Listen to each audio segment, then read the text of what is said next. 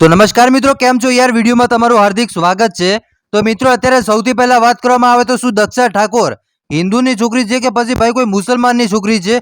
કેમ કે સોશિયલ મીડિયામાં આને લઈને મિત્રો ઘણા બધા લોકો વિચારમાં પડી ગયા છે અને અત્યારે સૌથી મોટો ખુલાસો થયો છે ને એ ખુલાસો તમને કહેવાનો છું કે આ દીકરી આહિર નથી મિત્રો। જી બિલકુલ, તમને આખો વિડીયો બતાવવાનો છું, એટલે સાહેબ તમે વિડીયો છેલ્લે સુધી જોતા રહેજો, કેમ કે સોશિયલ મીડિયાની દુનિયામાં આવા અનેક દીકરીઓના વિડીયો વાયરલ થતા હોય છે, પણ એ જ દીકરી છે કે જે આખું સોશિયલ મીડિયા ગાંડું કરી નાખ્યું છે ને, ખાસ કરીને પુનર્જન્મની વાતો કરી અને લોકોને પોતાની તરફ આકર્ષિત કરી નાખ્યા છે।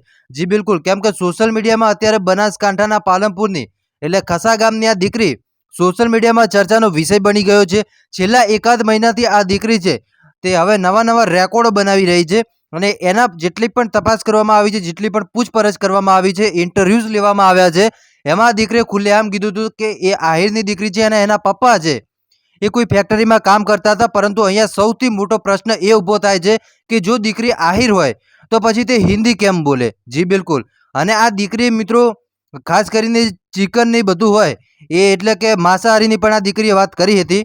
તો આને લઈને મિત્રો હવે ઘણા લોકો એમ પણ વિચારી રહ્યા છે કે જો એ કદાચ માંસાહારીની વાત કરે તો પછી આ દીકરી પહેલાં તો સનાતની હોય જ ના શકે અને ખાસ કરીને હિન્દુ તો હોય જ ના શકે।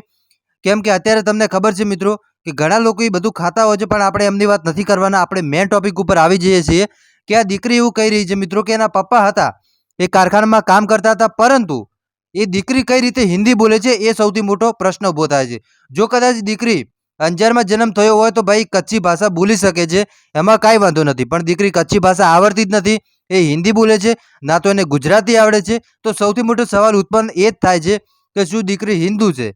અને એ બતાવી રહી છે કે આહિરની દીકરી છે। બાકી તમને શું લાગે છે ભાઈઓ કે શું આહિરની દીકરી હશે કે નહીં હોય? કમેન્ટ કરીને જરૂર બતાવજો। આજ માટે આટલું જ રાખીએ છીએ, મળીએ છીએ નવા વિડીયોમાં, ત્યાં સુધી બધાને જય માતાજી, જય દ્વારકાધીશ।